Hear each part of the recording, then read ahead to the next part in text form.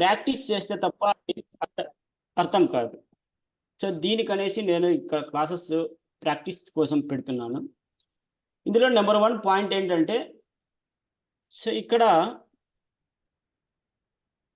ఈ సైన్స్ అనేటువంటిది ఫస్ట్ ఇంట్రడక్షన్‌లో మనకు సిలబస్‌లో ఉన్నటువంటి పార్ట్ ఏంపా అంటే nature of science and also scope and then substantive structures ఉన్నాయన్నమాట మనకి. ఇందులో మనకి ఇక్కడ first what is mean by science? Science అంటే ఏంటి? నేను దానికి ముందు చెప్పే ముందు మీకు తెలిసిన దాని ప్రకారంగా చెప్పండి. సైన్స్ అంటే ఏంటి? What is mean by science? Anyone you can take your choice. So anyone, what is mean by science? ఏ దాన్ని మనం సైన్స్ అని అంటాము? సైన్స్ ఏం చెప్తుంది? Please let me know what is mean by science? Science అంటే ఏంటి?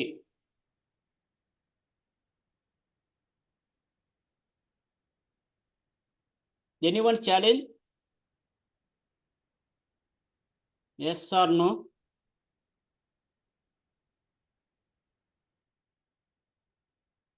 ఓకే. సైన్స్ మీన్స్ యాక్చువల్‌గా ఫర్ ఎగ్జాంపుల్ ఈ సైన్స్ అనేది చెప్పే ముందు ఈరోజు మనం వచ్చేసి ఈ స్థాయికి ఎదిగాం.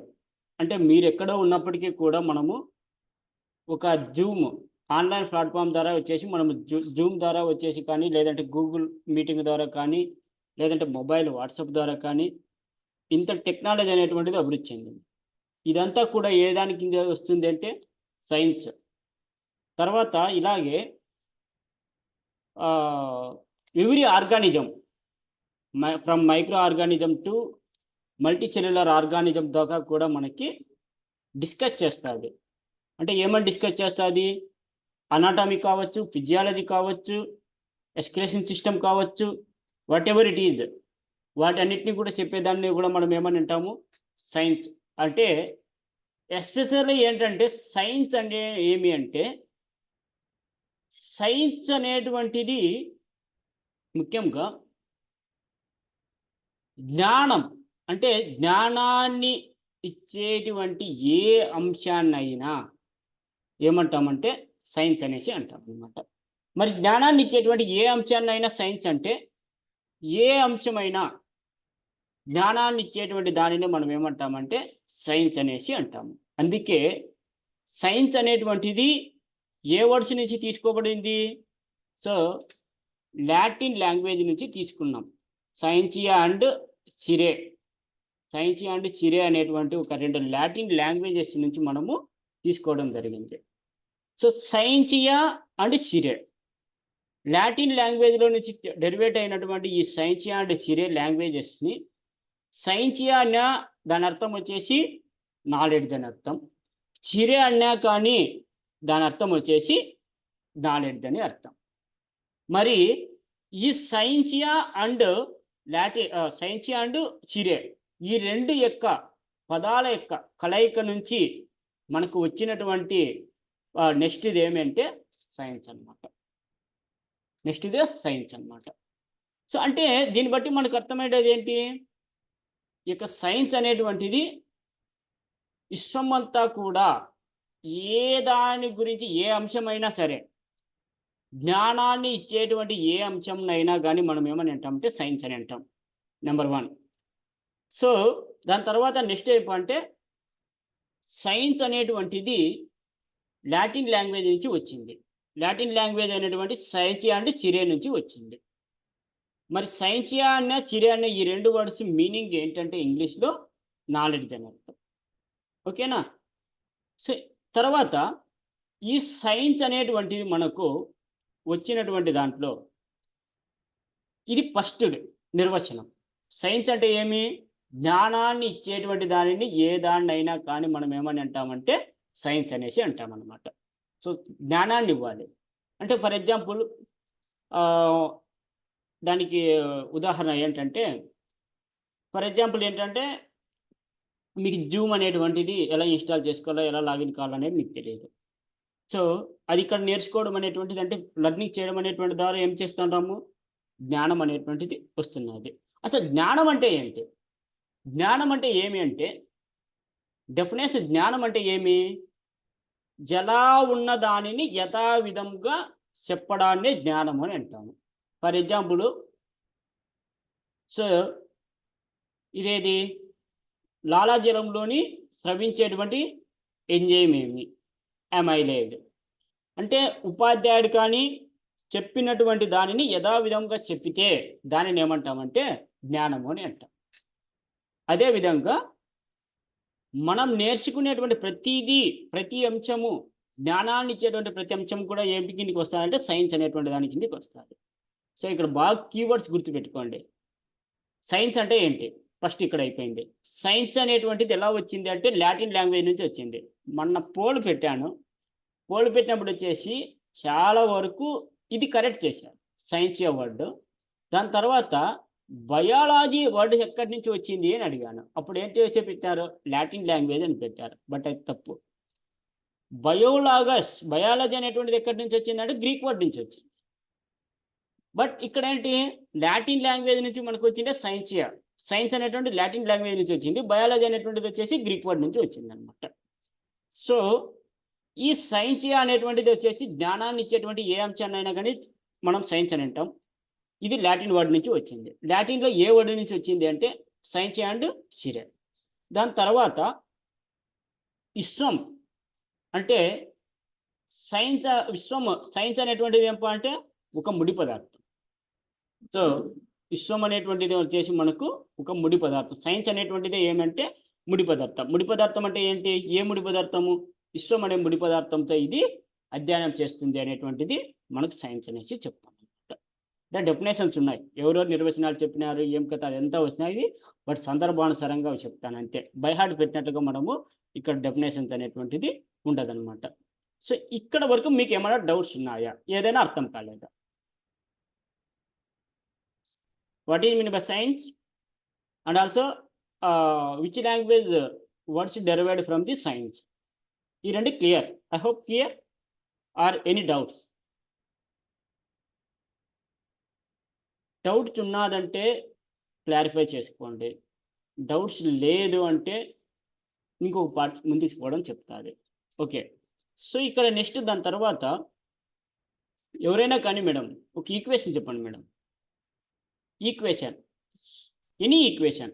ఫోటోసింథసిస్‌కి గాని ఎనీ కెమికల్ రియాక్షన్.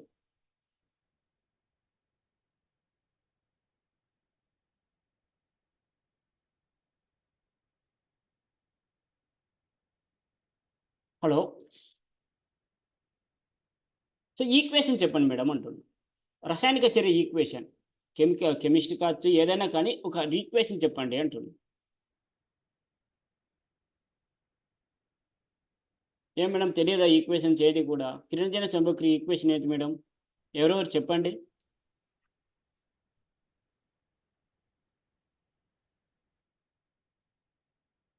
ఎనీవన్?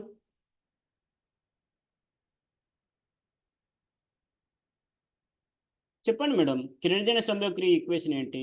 లేదంటే సోడియం క్లోరైడ్ నుంచి మనకు ఆమ్లాలు, క్షారాలు అనేటువంటిది ఎలా చర్య నొందితే ఏమి ఏర్పడతాది? ఎనీ వన్ ఈక్వేషన్ చెప్పండి.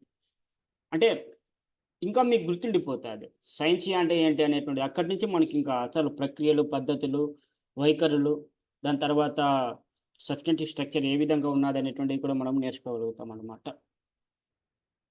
So, okay. సో, ఇక్కడ స్మాల్ ఎగ్జాంపుల్. సో, ఒక ఏంటంటే సోడియం హైడ్రాక్సైడ్. సోడియం హైడ్రాక్సైడ్ వచ్చేసి మనకు క్షారం. అంటే బేస్.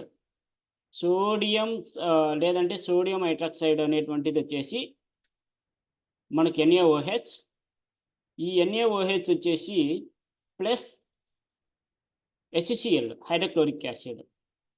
ఈ రెండిటి చర్యల వల్ల మనకేం ఏర్పడతది ప్రొడక్ట్.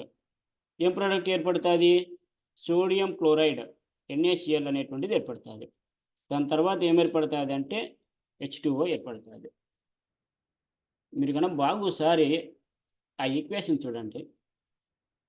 సోడియం హైడ్రాక్సైడ్ అనేటువంటి ఒక క్షారం అంటే బేస్, హైడ్రోక్లోరిక్ యాసిడ్ ఈ రెండిటిని మనము బిఫోర్ రియాక్షన్ దాన్ని ఏమంటామంటే రియాక్టెంట్స్ అంటాం. రియాక్టెంట్స్ అంటే ఏంటి? సో చర్యలో పాల్గొనేటువంటి పదార్థాన్ని మనము రియాక్టెంట్స్ అనేసి అంటాం అన్నమాట. క్రియాజనకాలు అని అంటాం. సో ఇక్కడ ఏంటంటే లేదా రియాక్టెంట్స్ని దాని తర్వాత ఏమొచ్చింది? ఫలితం అనేటువంటిది వచ్చింది. ఏం ఫలితం వచ్చింది? సోడియం క్లోరైడ్ అనేటువంటి ఫలితం. అంటే సోడియం క్లోరైడ్ అంటే ఏంటి? ఉప్పు. ఓకే. ఇది ఎందుకు చెప్పాను ఇక్కడ అంటే, ఈ సోడియం హైడ్రాక్సైడ్ అండ్ HCl ఈ రెండిటిని మనము ఏమంటామంటే, నేను చెప్తుండేది ఈక్వేషన్ చెప్పలేదు మొత్తము.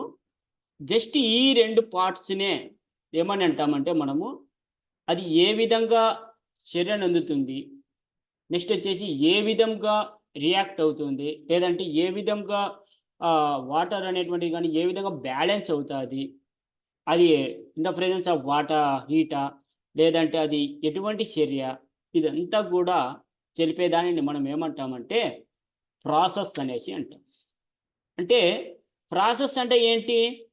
తెలుగులో చెప్పాలంటే ఒక ప్రక్రియ. సో దానిని ఒక ప్రక్రియలో అని అంటాం. ప్రాసెస్ ఇంగ్లీష్‌లో. దీని తర్వాత మనకి ఏం ఏర్పడింది? సోడియం క్లోరైడ్ ఉప్పు ఏర్పడింది, వాటర్ ఏర్పడింది. దీన్ని ఏమని అంటామంటే ఫలితము. అంటే ఇక్కడ ఏంటంటే పాయింట్, ప్రాసెస్ అంటే ప్రక్రియలు. ప్రక్రియ ఫలితంగా ప్రక్రియల తర్వాత వచ్చేది మనకేంటి? ఫలితం వస్తుంది.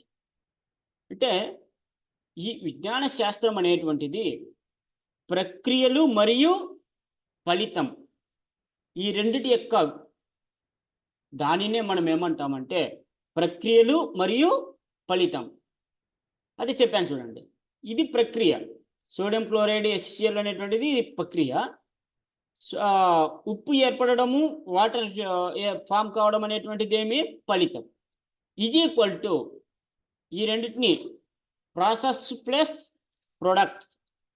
Process plus products. Process plus products is equal to what? Science. దీన్ని ఏమంటామంటే సైన్స్ అనేసి అంటాం. Process plus products is equal to science. ఇది ఎవరు చెప్పారు? అంటే ఇప్పుడు ఏంటి విజ్ఞాన శాస్త్రం అంటే ఏంటి? అంతకుముందు వచ్చేసి మనకి చెప్పిండేటువంటిది ఏమి? విజ్ఞాన శాస్త్రం అనేటువంటి ఒక ముడి పదార్థము, విశ్వం అనేటువంటి ఒక ముడి పదార్థము అనేటువంటిది తెలుసుకున్నాం. దాని తర్వాత ఇప్పుడు ఏం తెలుసుకున్నామంటే ప్రాసెస్ అంటే ప్రక్రియలు చేసే విధానం కానీ, ప్రక్రియలు కానీ, పద్ధతులు కానీ, వైఖరులు కానీ, వీటి తర్వాత వాటి ఫలితంగా ఉత్పత్తులు అనేటువంటివి వస్తాయి. దాన్నే ఫలితము అని అంటాం. ఈ రెండిటిని ప్రాసెస్ మరియు ఫలితం ఈ రెండిటిని మనం ఏమంటామంటే విజ్ఞాన శాస్త్రం అనేసి అంటాము. ఇది గ్రేట్ కొటేషన్ ఎవరు ఇచ్చారు అంటే swab and Felix. Swab and Phoenix. Swab and Phoenix ఇచ్చినటువంటి గ్రేట్ కొటేషన్ ఇది. స్వాబ్ అండ్ ఫినిక్స్ వీళ్ళు ఇద్దరు కూడా ఇచ్చినటువంటి నిర్వచనం ఏమి అంటే విజ్ఞాన శాస్త్రం అనేటువంటిది పద్ధతులు మరియు పద్ధతులు మరియు ఫలితాలు ఈ రెండింటిని కలయికనే ఏమని అంటామంటే విజ్ఞాన శాస్త్రం అనేసి అంటారు అనేసి చెప్పారు. దీనికి ఇంకొక రకంగా కూడా చెప్పుకోవచ్చు. సో ఇంగ్లీష్లో అయితే process plus products is equal to science. ఓకేనా? ఈ విధంగా చెప్పారు. మరి ఇక్కడ ఇది బాగా గుర్తుపెట్టుకోండి. స్వాబ్ అండ్ ఫినిక్స్ వీళ్ళిద్దరు ఇచ్చినటువంటి గ్రేట్ కొటేషన్ విజ్ఞాన శాస్త్రానికి ఏమి అంటే ప్రాసెస్ ప్లస్ ప్రొడక్ట్స్. మరి ఇప్పుడు ప్రాసెస్ అంటే ఏంటి? ఏమేం ప్రాసెస్లు చేస్తాం విజ్ఞాన శాస్త్రంలో అనేటువంటిది మొత్తం అంతా ఎక్స్ప్లెనేషన్ చేసినటువంటి వ్యక్తి ఎవరంటే స్వాబ్. ప్రొడక్ట్స్ గురించి ఎలా ఉంటాయి, ఏం కదా ప్రొడక్ట్స్ని గురించి ఎక్స్ప్లెనేషన్ చేసినటువంటి వ్యక్తి ఎవరంటే ఫినిక్స్. వీళ్ళు ఇద్దరు కలిసి సైన్స్ని వచ్చేసి ఒక రెండు నిర్మాణాత్మకాలుగా వీళ్ళు డివైడ్ చేయడం జరిగింది. ఒకటేమో నిర్మాణాత్మక విజ్ఞాన శాస్త్రం అనేసి, అంటే ప్రాసెస్ అంటే ఏంటి? స్ట్రక్చర్ అంటే నిర్మాణం చేయడం అని అర్థం. అంటే ఒక దాన్ని నిర్మాణించడం అంటే దాన్ని ప్రాసెస్ అని అంటాం. దానికి బెస్ట్ ఎగ్జాంపుల్ ఏంటి? ఒక ఇల్లు కడుతున్నాం. ఆ ఇల్లు కట్టేదంతా ఏంటి? ప్రాసెస్. ఆ ప్రాసెస్ అంతా గూడా ఏమంటాం మనము? మన ఇల్లు నిర్మాణంలో ఉన్నాది అని చెప్తాం. ఈ విధానం అంతా గూడా నిర్మాణాత్మక విధానం అన్నమాట. సో, ఈ నిర్మాణాత్మక విధానం అనే దానిని, అంటే నిర్మాణాత్మక విజ్ఞాన శాస్త్రం గురించి చెప్పినటువంటి వ్యక్తి వచ్చేసి స్వాబు. నెక్స్ట్ దాని తర్వాత ఈ యొక్క గృహప్రవేశం కానీ, లేదంటే వాటెవర్ నెక్స్ట్ జరిగే దాని గురించి అంతా చెప్పినటువంటిదంతా వ్యక్తి వచ్చేసి, ఫలితాంశాల గురించి చెప్పిన వ్యక్తి వచ్చేసి ఫినిక్స్. ఈ రెండిటి కలయికన విజ్ఞాన శాస్త్రం అనేసి వీళ్ళిద్దరూ చెప్పారు కదా! ఈ ప్రాసెస్‌ని వచ్చేసి మనము, ఇతనేమో స్వాబ్ వచ్చేసి ద్రవ్యాత్మక విజ్ఞాన శాస్త్రం అని ఇతను చెప్తే, నిర్మాణాత్మక విజ్ఞాన శాస్త్రం అనేసి స్వాబ్ చెప్పాడు. ఫినిక్స్ వచ్చేసి ద్రవ్యాత్మక విజ్ఞాన శాస్త్రం అనేసి ఫినిక్స్ అనేటువంటిది ఆ యొక్క నిర్మాణాలని, స్ట్రక్చర్‌ని వచ్చేసి డివైడ్ చేయడం జరిగింది. ఇక్కడ ప్రాసెస్‌లు ఏమేముంటాయి? ఫస్ట్ స్టెప్ ప్రాసెస్‌లో ఏముంటాయంటే ప్రక్రియలుంటాయి. ప్రక్రియల తర్వాత ఏముంటాయి? పద్ధతులుంటాయి. పద్ధతుల తర్వాత ఏముంటాయి? వైఖరులుంటాయి. తర్వాత ఇంకొకటి కూడా ఉన్నది. అది టెక్స్ట్ బుక్‌లో లేదు. అదే అన్వేషణ. ఈ 4 ఉంటాయి. ప్రక్రియలు, పద్ధతులు, తర్వాత వైఖరి, తర్వాత అన్వేషణ. ఈ 4 వచ్చేసి మనకెక్కడ ఉంటాయంటే, ఈ ప్రాసెస్ అంటే ఎక్కడ? ఈ యొక్క నిర్మాణాత్మక విజ్ఞాన శాస్త్రంలో ఉంటాయి. నెక్స్ట్ ద్రవ్యాత్మక విజ్ఞాన శాస్త్రంలో ఏవుంటాయంటే, నియమాలు, యథార్థాలు, సిద్ధాంతాలు, సూత్రాలు. ఈ 4 కూడా ఎక్కడుంటాయంటే, ద్రవ్యాత్మక విజ్ఞాన శాస్త్రంలో ఉంటాయి. మరి ఈరోజు ఇక్కడ మీకు ఇప్పుడు అర్థమై ఉంటుంది. సో, ఇక్కడ మీకు అర్థమైనటువంటి దాంట్లో వచ్చేసేమి, సో, ఈళ్ళిద్దరూ ఫస్ట్ ఏమన్నారు? నేను ఇంతవరకు చెప్పినదాన్ని వన్స్ అగైన్ రిపీట్. పద్ధతులు, ప్రాసెస్‌ని మరియు ప్రొడక్ట్స్‌ని కలిపి విజ్ఞాన శాస్త్రం అనేసి అన్నారు. తర్వాత ఏంటి? ఈళ్ళిద్దరు ఏ విధంగా అన్నారు? వీటిని అనిన వాళ్ళెవరు? Swab and Phoenix. So, swab and Phoenix ప్రకారం వచ్చేసి స్వాబ్ ఏమో నిర్మాణాత్మక విజ్ఞాన శాస్త్రాన్ని గా వర్ణించాడు. ఆ స్ట్రక్చర్‌ని. దాని తర్వాత ఫలితాలనేమో ద్రవ్యాత్మక నిర్మాణ శాస్త్రంగా ఈళ్ళు డివైడ్ చేశారు. ఈ యొక్క నిర్మాణాత్మక విజ్ఞాన శాస్త్రంలో మనకేమున్నాయి అంటే, పద్ధతులు, తర్వాత ప్రక్రియలు, పద్ధతులు, వైఖరి, తర్వాత అన్వేషణ. అక్కడేమున్నాయి? యథార్థాలు లేదా వాస్తవాలు, తర్వాత ఏమున్నాయంటే నియమాలు, సిద్ధాంతాలు, సూత్రాలు. అవి అక్కడున్నాయన్నమాట. సో, దీనిని మనం ఇక్కడ ఈ లెసన్‌లో వచ్చేసి మనం ఏం చదువుతామంటే, ఇది ప్రక్రియల గురించి చదువుతాం. మళ్ళా ప్రక్రియలను వచ్చేసి 2 రకాలుగా డివైడ్ చేశారు. అవి ఏమేమి? మౌలిక ప్రక్రియలు అనేసి డివైడ్ చేశారు. తర్వాత సంక్లిష్ట ప్రక్రియలు అనేసి 2 రకాలుగా డివైడ్ చేశారు. సో, దాని తర్వాత నెక్స్ట్ వచ్చేసి ఏంటి? ఈ ప్రక్రియల గురించి చదివేటువంటిదంతా కూడా మనకు లెసన్ 1లో వస్తాది. లెసన్ 2లో ఏమొస్తాదంటే పద్ధతులు. ఏం పద్ధతులు? బోధనా పద్ధతులు. తర్వాత వైఖరి. అంటే ఒక శాస్త్రవేత్తకి, బయాలజీ యొక్క శాస్త్రవేత్తకి ఉన్నటువంటి వాళ్ళ యొక్క వైఖరి ఏంటి? శాస్త్రీయ దృక్పథం ఎలా ఉంటుంది? శాస్త్రీయ పద్ధతి అంటే ఏమిటి? అనేటువంటి దాని గురించి చెప్పేదొచ్చేసి వైఖరి. సో, తర్వాత అక్కడ నుంచి మనం పద్ధతిలోనే మళ్ళా డివైడ్ చేసేదొచ్చేసి జ్ఞానాత్మక రంగం అనేసి. సో, ఆ జ్ఞానాత్మక రంగము, భావ వికాస, తర్వాత మానసిక చలనాత్మక రంగం, ఈ మూడిటిని డివైడ్ చేస్తామన్నమాట. సో, ఈ విధంగా మనకు ఫస్ట్ చాప్టర్ మనకు బేసిక్స్ బాగా వచ్చాయంటే, నెక్స్ట్ టాపిక్ అనేటువంటిది మనకు బాగా అర్థమవుతాదనమాట. సో, నెక్స్ట్ దీన్ని వచ్చేసి ఇంక ద్రవ్యాత్మక నిర్మాణంలోనే వచ్చేసి మనకు ఉన్నటువంటి యథార్థాలంటే వాస్తవాలు ఏంటి? సూత్రాలు ఏమున్నాయి? నియమాలు ఏమున్నాయి? దాని తర్వాత వచ్చేసి సిద్ధాంతాలు. వీటి నుంచి తర్వాత సాధారణీకరణాలు ఎలా వస్తాయి? అనేటువంటిది కూడా మనకిక్కడ చెప్పడం జరుగుతాదనమాట. అంటే ఫైనల్‌గా ఏంటంటే, సో, ఈ రెండిటిని అనేటువంటిది ఏమి?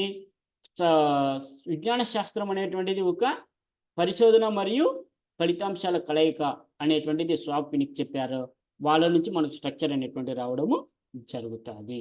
ఇంక దాని తర్వాత సో, ఇది ప్రక్రియల గురించి డీటెయిల్డ్‌గా వచ్చేసి మీరు జాయిన్ అయిన తర్వాత చెప్పడం జరుగుతాది. సో, ఇప్పుడు ఇంతవరకు జరిగినటువంటి క్లాస్‌లో మీకు ఈ డెమోలో ఏమైనా డౌట్స్ ఉంటే చెప్పండి.